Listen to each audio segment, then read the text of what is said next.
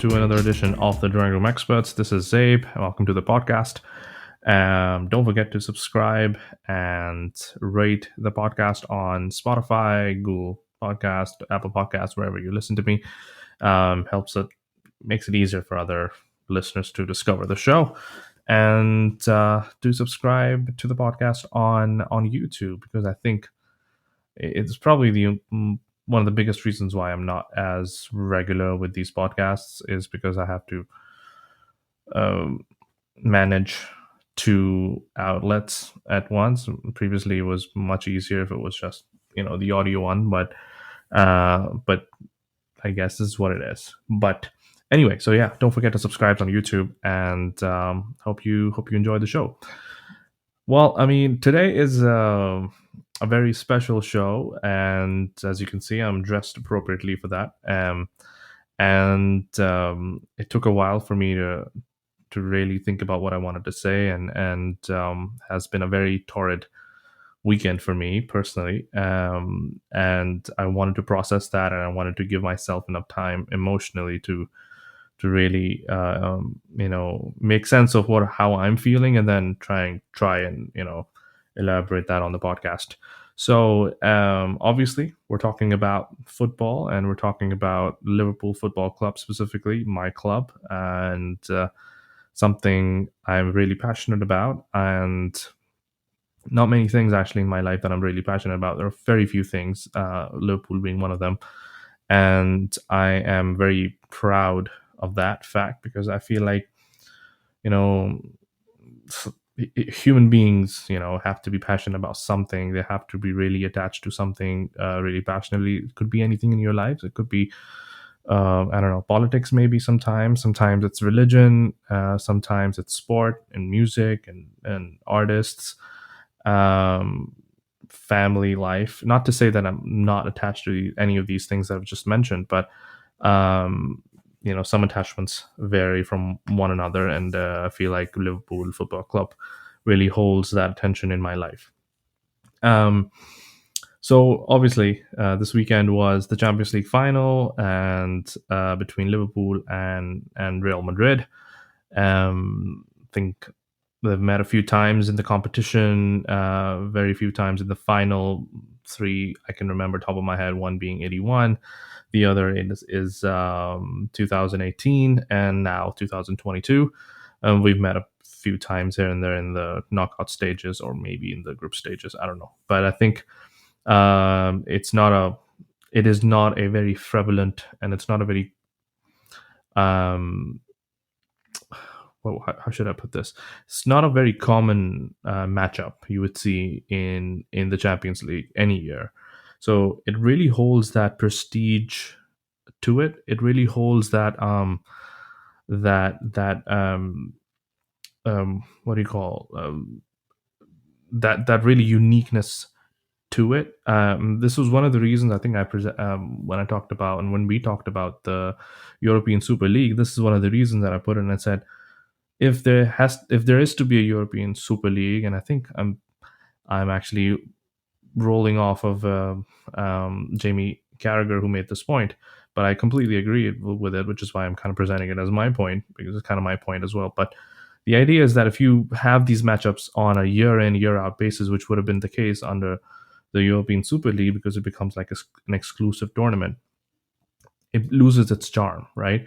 And Real Madrid and Liverpool certainly has that charm, because it's very rarely that these two teams meet in the competition, and when they do, it's very, very it's a grand occasion. So this weekend was no different. A huge occasion for the fans of both teams, and myself included. It was not just a final. I think the context behind it is even bigger than the final, in my personal opinion. But before I get into that, I think one thing I really wanted to express, since this is my platform, and I wanted to make sure that I get this out there to whoever's listening. Whatever happened prior to the game starting on Saturday in Paris, with the authorities and the Liverpool fans, was completely unfortunate, and it was completely out of order to to see those things. Those are not the things that you would want to see. And I was kind of like waiting to get the match, me waiting for the match to begin. And as soon as it hit like 12 p.m. local time, I was like, why isn't anything starting yet? And then I went on to Twitter and found out there's some sort of delay because the fans haven't arrived in the center, uh, um, in the in the stadium for some reason. I think that's what the news was initially, that the fans have arrived late. Obviously, that didn't fly because the fans have been hanging around both sides for around in and around the stadium and the city and the center where this event was being held for more than a few hours prior to start of the game.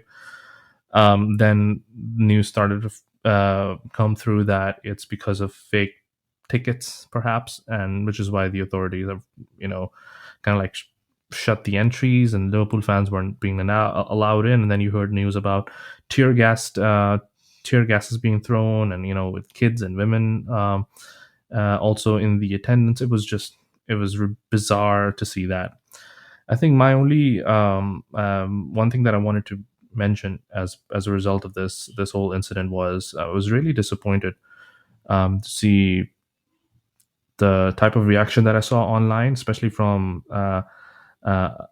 supporters of other teams, most notably Man United, and obviously other teams as well. But I was disappointed to see that them very quickly jumping on the bandwagon and started blaming the fans, and that may or may not be true. But the thing is that I really found really bizarre was that we've been here before, but there have been incidents before like this, most notably, the Hillsborough disaster that really plagues Liverpool's, um, you know, spectator history for so many years, and it's a hugely unfortunate event. And similar things happened at the time, right, when the supporters were crushed,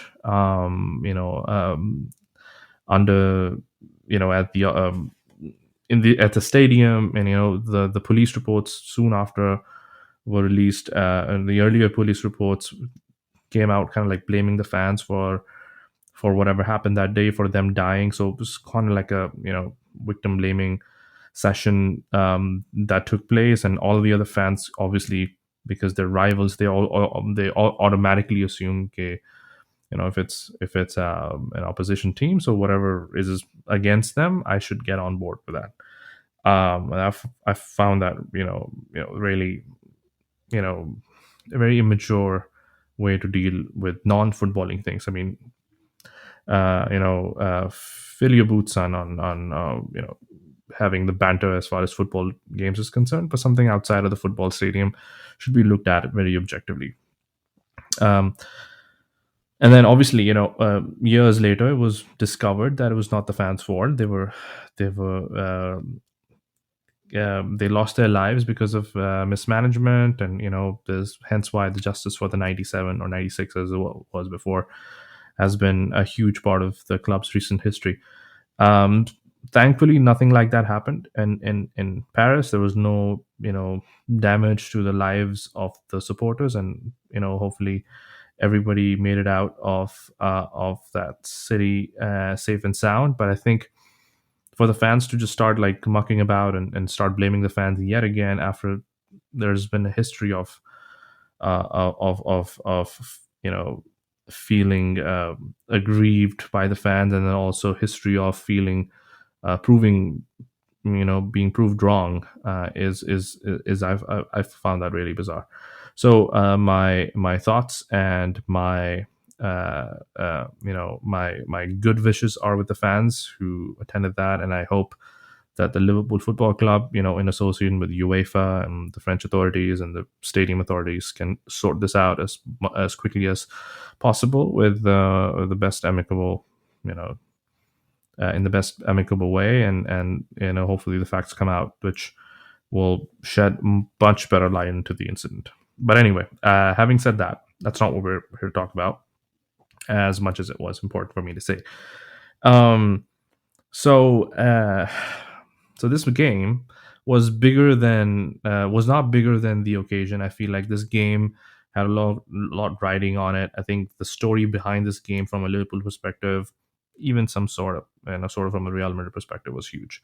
And I felt like that kind of overshadowed the game. For Real Madrid, it was the journey that they've had, beating like unbelievable teams on their way to the final, and God knows luck has had their its fair say in how they've made it to the final and won those games.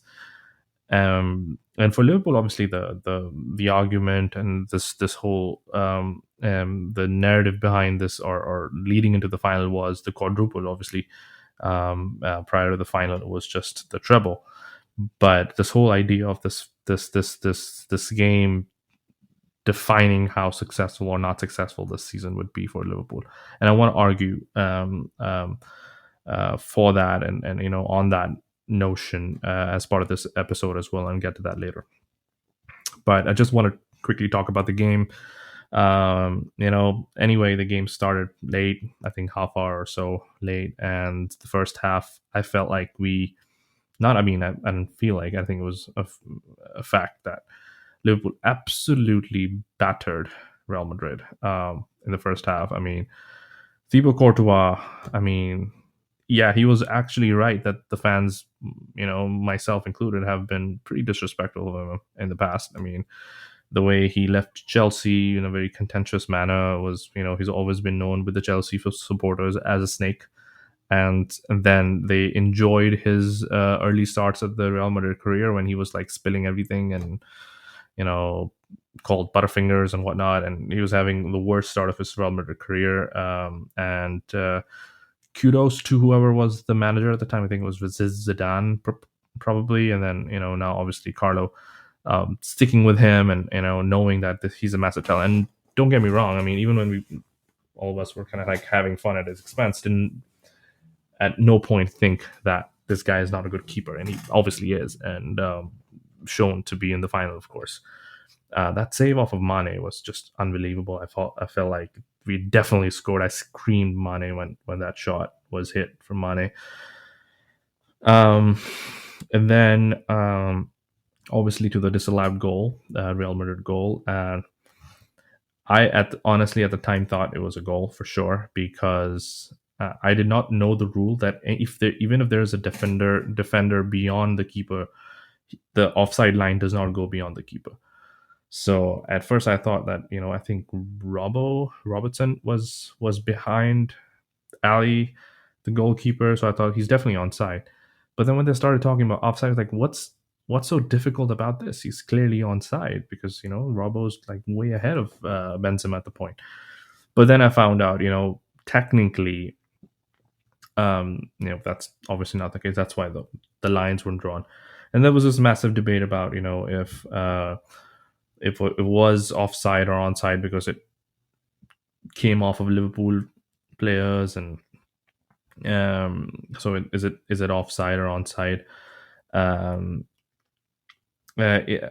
Subsequently, I think it was rightfully disallowed because how I understood it was that, although it did come off Liverpool players, but obviously they weren't playing the ball towards Benzema.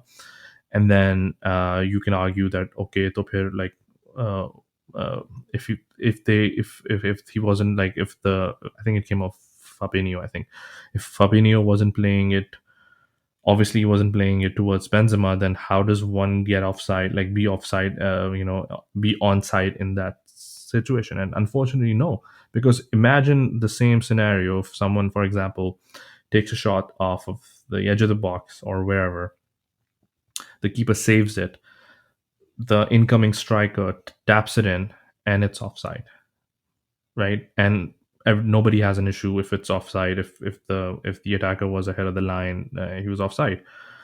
But then you can argue that, hey, the striker who hit the ball in the first place did not mean it as a pass. So if it wasn't a pass, then why is it offside? Because it was intended to be in that direction. So obviously that's not the case. The whole debate about being intentional or not intentional goes out the window. So rightfully, I think offside. I had my heart in my mouth. I thought definitely. In hindsight, I felt like if that goal would have been allowed, I think would have been perhaps better for us. That Real Madrid would have gone into the first half with this false sense of security that they have Liverpool where they need it, and maybe we would have had more time to attack them in the second half. But that's obviously hindsight 2020 stuff. But anyway, went into the first half 0-0, and um, second half happens. I didn't feel like we played the second half as better as we could have, but you know that chance that Mo had, I think after we went 1-0 down, had off of that beautiful pass from Fabinho to Mo Salah, and Mo Salah like beautifully takes it and hits it, and saved by Thibaut. Of course, I I felt like we did test Courtois enough, but like not enough actually. We did test Courtois, yes, but I felt like it wasn't enough, and I felt like if we had tested him more, I mean, we had 24 shots on target, 24 shots and 9 on target, and Madrid had like a handful of shots and even less on target. So I mean, the dominance that Liverpool showed was there to be seen. But of course, anyone who supports Real Madrid will be quick to say that doesn't matter. What matters is that they scored the goal and you didn't. And to Klopp's point, that's what he said as well. Like they scored one goal and we couldn't, and hence we lost. So congratulations to Real Madrid. I think deserve it. And I always thought, I mean, even when my friends, I think in my last podcast with Oasis, we were talking about the Champions League final, and he said that we should be able to beat Real Madrid, and on paper, yes, but that's not how things work. The journey that Real Madrid had up until that point, it was just magical. It was just unbelievable. So obviously, how these things kind of unfold is whoever has had this massive unbelievable type journey like we did in 2005, and even to an extent 2019, that whole comeback with Barcelona, that kind of like gives you an indication that it's kind of meant to be, probably gonna your names on the cup. Although one can argue that Spurs could have said the same. But anyway, um, congratulations to them. I mean, just fair play. I think on the day they were effective. I wouldn't say they were better. They were effective and they won the game, and that's completely fine. Then this whole debate starting to happen. I think I didn't see this clip, but I read somewhere about like Michael Owen talking about the fact that Liverpool, you know, even though they lost the game, they're still the best team in Europe and one of the best teams in Europe. And then Rio Ferdinand is like, touted as this savior, kind of coming in to quickly shut him down and saying, no, well, Madrid won, so they're the best. See, that's the thing. Unfortunately, that's how it is. I mean, winning Real Madrid winning the cup doesn't mean anything. Sometimes in these competition, even the Premier League, sometimes in these competitions, the best teams don't win. So these cups and these accolades, although they mean a lot personally to that team because they've achieved it, sometimes they don't show you the full picture. It's a very binary way of looking at football. That whoever won and the losers are lost, so that's it. I mean, that's a very binary way of looking at things. I mean, outside of football, regardless. I mean, even outside of football, that's a very binary way of looking at things. So I think suggesting that Real Madrid now is the best team in Europe is a very binary way of looking at things. I mean, I disagree with Michael Owen. I think he's one of the most basic pundits out there, hands down. So, not a fanboy of him at all. But in this instance, I have to agree with him. I think he's absolutely right. Liverpool and Man City are the best teams in Europe, and if there was to be another match, down the line, between these teams, between Madrid and Man City and Madrid and Liverpool, we'll see who the better teams are. So there's a debate about who the better team is versus who the winner of the competition is. There's absolutely no debate about who the winner of the competition is. That's Real Madrid. So they have that. They have the cup to show for it. But as far as best team in Europe is concerned, I mean, this competition does not tag itself as the crowner of the best team in Europe, because sometimes best teams lose out. Man City lost out in the semifinals. Um, AC Milan 2005 famously lost out in the final. Does that mean Liverpool were the best side in Europe that year? No, no, not by any stretch of imagination. So these tournaments have this beautiful this romanticism kind of attached to it. So it doesn't objectively show you who the best team is. You just need to look at a wide variety of data to come up with that opinion. And it's an opinion, like I said, it's not a fact. So you could come back with whatever numbers you may have or stats that you may have that could prove that ABC team is the best team, and I could have the same opinion about Liverpool. That's what it is. It's an opinion. It's a subjective opinion, but we both would have some sort of objective stats to lean on. So that's something that I wanted to clear very, very off the top, like right off the bat. And that takes me into this whole debate about I think Pep Guardiola said that League Cup is winning the league is better than winning the Champions League, because league you need to be consistent, and it really shows you that actually the best team in the country is. Yeah, objectively, if it were to be looked at in a binary way. But I used to say in 2015 or whenever Leicester won the league, were Leicester the best team in England? Best team in England? No, they weren't the best team in England, but were they the winners of that competition? Yes, they were. So that means nothing sometimes. Was Man United the best team in England when they won it last time out in 2013? I mean, even Man United fans would say that that wasn't their best team.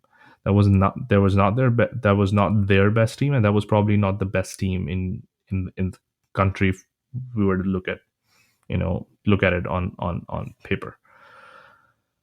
But they won it, right? And they can have that, right? That doesn't mean I'm going to say that they didn't win it. So if they weren't the best team, hence they didn't win it. They won it. That's fine. I'm prepared to give them that. Everyone is prepared to give Real Madrid the trophy because that's their trophy. I'm prepared to give Leicester the trophy of the Premier League because that's their trophy. They won it that year. But that's not to say that every team who wins it may not be the best. That's what it is. May not be the best, but at in a lot, at a lot of times, it is the best. Is it wrong to say that Man City is the best team in England? No, it's not. Are they the winners of the league? Yes, they are. So in this instance, it kind of matched. It makes sense. In 2019, when Liverpool won the Champions League, or even in 2020 when Liverpool won the Premier League, were they the best team in England? Yes. Did they win the competition? Yes. So it kind of like made sense, right? So in this instance, Real Madrid, they won the competition. Are they the best team in Europe? No. But did they win the competition? Yes. So, you see my point? That's not, so don't think of football or any other thing for that matter in a very binary, basic way where you start like 2 plus 2 equals 4 all times. Like that's not how, life works, right? You can, you can prepare as much as you want for your exams, right? And if you've done all the right things, does that mean that you will always get 100 marks? No. Things happen on the day. Sometimes you lose focus. Sometimes something doesn't really click. That's why exams, I feel like, that's another debate, but that's why I feel like exams aren't the right barometer of judging a person's intellect or their academic skill sets. But anyway, that's another thing. So going back to the point which Pep made about like league being the best and Champions League is a pool of luck. league is also pure of luck. Suggest this whole idea that 38 games, you know, somehow means that you have shown, yes, on paper you've shown more consistency over the course of the season, the course of 38 games. But is that hard versus showing consistency at the right times? For example, Liverpool showed consistency throughout the Champions League season this year, but they lost in the final. Should I then say that because they had consistency throughout the year, then they should get the trophy? No, it's hard. Consistency in cup competitions is hard to keep because it's a one-off game. You know, one bad day or one person in your team has a bad day, that's it. You're done. Well, versus in the league, you may have a bad day, and other teams may also have bad days, so it kind of evens itself out on that particular weekend. And sometimes you have the best of days, and the other teams don't have so you move ahead in the table. So luck kind of functions in the 38 game season as well. So to suggest that there's nothing, luck has nothing to do with the victory in the course of a 38 game season, it's bullshit in my opinion. I think Pep's opinion is coming more from the fact that that's the trophy that his team could have his team won this season. So obviously he's going to make sure that he touts this trophy as the best trophy. If we had won the Champions League, we would have touted it to be the best trophy out there as well. So don't get me wrong there as well. But this whole idea that that the Premier League is better than the Champions League because it's a 38 game season makes no sense to me at all. Though, yeah, I mean, if it was Liverpool winning the league and Man City winning the Champions League, I would have probably said the same thing, which Pep said, that league means more than the Champions League. But that's because I have what does the other person already has, like the Champions League 5 times or 6 times. So it's about priorities, right? If I'm sure Liverpool, Man City would have loved to be in the final this year. I'm sure if someone would have offered them, you can lose the title to Liverpool, but you would win the Champions League, they would take it because they have had enough Champions League successes in the past. So on that basis, they would have taken the Champions League success, as a change for a change this season. So it's depends on circumstances. It depends on where these teams are in their journeys. Um, yeah. So I mean that's what it is. I guess 2022 season has been an absolute blast. I think I also want to address this idea, which I you know started off in the beginning of the episode, that Liverpool had so much riding on this game. Apparently people were suggesting that if they didn't win this game, their season's a failure. Um, which I don't get, right?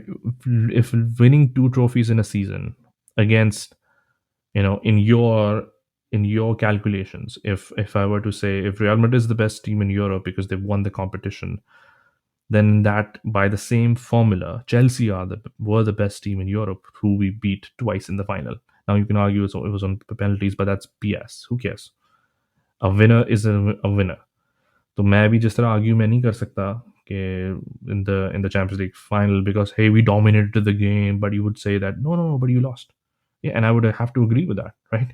Therefore, you can't come to me with the same argument saying, oh no, it was on penalties. So what? You lost. That's the rules of the game. So it means nothing in any calculation. So if I were to believe your binary way of looking at football, and when I say your, I don't mean actually you, some people out there, but anyway, binary way of looking at football, that if a team wins the Premier European competition, then hence they are the best team in Europe. So therefore, we beat the best team in Europe in 2 finals to win those 2 cups. So don't try and bring that BS of these cups mean nothing or these are very smaller cups. But my point was, if winning 2 cups in a season is a failure, then I want to understand what these other teams were doing. If winning two cups is a failure, then winning one is what? Winning none is what? You tell me, right? So I mean, again, ये मेरा argument नहीं है. I'm not saying that Liverpool have had a better season than Man City. I could argue, or just पे मुझे बात करनी भी है. I think very briefly. I know it's been half an hour. I haven't really touched on it yet, but still, I'll come to that. Don't worry. कुछ नहीं होगा. कुछ pause कर दो. कुछ काम है. कुछ कर लो. बाद में कर लेंगे. कोई मसला नहीं. तो right. ये मेरा मेरा argument नहीं है. But if the general consensus of this argument has to be accepted, then मैं भी argument पेश कर सकता हूँ. Right. Um, um, it's definitely better than winning no trophies this year, right? Wink, wink. Man United fans, Arsenal fans, Spurs fans, whatever. They didn't win shit. So, a little respect, as Jose would say. So, right. So, I mean, it makes no sense to me when people suggest that this was a failure season. It absolutely wasn't. If this was failure because in your opinion we should have won the four trophies, then we would have been successful. That's the only way of success. Then football history mein, then there hasn't been a successful team ever if winning all trophies in a season is success. Okay, then you can say no, at least three to jeette. Who made that number? Like who created that math? Where does that come from? Who created this rule that three jeetoge then it's a success, two jeetoge it's not a success, and one jeetoge? Bullshit argument. Bullshit. Like 60s mein, I think mid 60s, if I'm not mistaken, Celtic won the quadruple. They won their two domestic cups. They won the European Cup that year and the league. But does that mean anything? Perhaps no. If you were to be very subjective about your understanding of football, you be very like intellectual about what the understanding of football is. It wouldn't, because winning the Scottish League with all due respect, isn't the same as winning the German league, or maybe, I don't know, winning the Italian league or the English league or the Spanish league, right? So obviously then what happens कि जब आपके सामने objective चीज़ें आती हैं, जब आपके सामने like black and white में चीज़ें आती हैं, you try and bring context to them. That's how human minds function, like sane human minds. Therefore, if I suggest that Celtic is the best team ever in the world because they're the only team that has won the quadruple, you would rightfully come to me and say that, hey Zaib, yeah, numerically you make sense, but it's the Scottish League they won. It's the Scottish Cup they won. The European Cup, I'll give you full marks on that, but come on, those three other cups, they're not the same, right? And I would have to agree with that, right? Similarly, when you come to me and say, "Oh, haha, Liverpool lost lost two out of the four cups that they competed in," I would have to bring you down with some context as well. There's no team in the history of, if I'm not mistaken, history of the English game or recent times of the Bhuli never, that has had to compete on all four competition until the last day of the season. None. Bring any team. Bring on Man United. Bring your fucking invincible Arsenals. Bring your fucking Jose Mourinho's, Chelsea's. None of them. They all were done with their quadruple dreams early part of the new year or end of the the Christmas break or prior to that. इसी period में December January की period में February की period में they were done. That leaves them with 3.5 months to attack the three competitions, which United did in '99, and they won, and that was a great achievement. Which I don't know, maybe the domestic treble that City won a couple of years ago, they did it. So, but even with their prowess, these great teams, they couldn't manage the squad and the tactics, and in a season where not losing, like drawing, losing to Badurga, drawing is not an option when you're competing with a Man City team which is fucking irresistible. Drawing or going to away to Chelsea, draw करके एक point लेके आ जाते हैं, which was the case in the 90s. If I were to really throw shades at the 99 league win of United, I could, but I'm not going to, because that would sound pretty bad. But it wouldn't be dishonest. It wouldn't be a very um, inappropriate conversation to have. I could really be I could really go in on it, but I'm not going to. In a season, in times where drawing or winning, drawing away to your closest rival is not an option, winning fucking every winning game is pretty much the only option that you have. It's ridiculous for a team which is nowhere near the riches of Man City, which is nowhere near the riches of Real Madrid, which is nowhere near the riches of Chelsea or PSG. Um, um, for them to really go ahead and do this season is remarkable. And don't get me wrong, I mean, I know deep down in Man United fans' heart, Chelsea fans' heart, Arsenal fans' heart, Spurs, of course, Man City, even, they would have loved to be in that position, right? Sometimes you have to be in those positions first in order to win. Liverpool had to be in that 2018 final in which we lost to Madrid for us to win the next year. Liverpool had to be in that 97-point league race with Man City for us to win it the next year, right? Uh, we have been very close. We've won 2 cups, just lost out on the league trophy by 1 point, and obviously the Champions League final by that goal. Sometimes you have to be in this position. We don't have the riches where we can just go in. I mean, I was just reading Man City's like owner or whatever, some guy at the top, suggesting that there are going to be more signing coming through in addition to what they've just done with Haaland. We don't have that rich. We don't have those riches right now. We're scrambling to even sell our premium striker in Sadio Mane. I mean, that should be a very easy deal for them to make. But we're counting on the money that we get from that to in order to reinvest into this team. Even this season, which was an amazing season, and that's why they had this amazing parade, and I've been sharing and watching that on my socials. In this magnificent season that we've just had, we've only signed one player, Ibrahim Konate, and he played the final of the Champions League. He was supposed to be our backup defender, but he played the final because he was amazing this season. 22, 23 years old. His peak is so far ahead. Like, he's so far ahead, like, of his time. He's going to be amazing when he gets to 28, 29. Amazing if he continues on this trajectory. So, I mean, make your mind up. I mean, these are all undeniable facts that I'm sharing, and you can call it whatever you want to call it. You can call it like an emotional defense of the Liverpool season, and you can still laugh at it. That's fine. I don't give a shit. But it is what it is. These are all facts. Every team would want to be in our position, and they would want to be us, and they can't.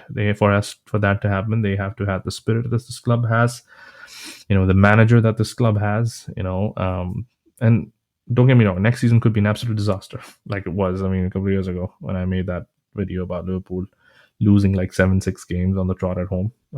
It could be that, but who cares? Right now, इस वक्त की बात कर रहा हूं मैं. We are in this position. We are in a position of absolute strength. I love what Klopp said at the final whistle. This guy has lost more than he has won, and sometimes you need to go through that. Teams like ours cannot really, get. We've never had things easy, so we're not rich. For us, like, we can't afford to throw money at our issues and our problems and just get out of it, like Man City does every single fucking year, like United does, like Chelsea does. But we are in a position where we try things, we fail, and then we try again. Simple as that. You try and you fail, and then you try again and you pass. We have to go through these iterative, steps for us to eventually claim an organic victory, in my opinion, versus what a Man City does is just, and don't get me wrong, they have a fantastic organization, and money doesn't in isolation mean that you would win everything. Certain cases it does, but not necessarily. um they have a fantastic organization, but they found themselves in the position. I mean, they can go ahead and assign a Highland. And some of you might suggest that why doesn't Liverpool sign a Haaland?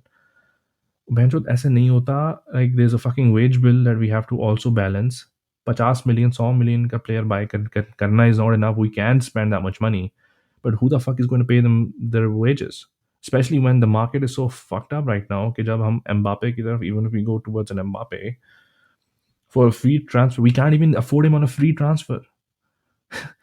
This is the market right now when the fucking guy is asking for £500 million in wages every fucking week.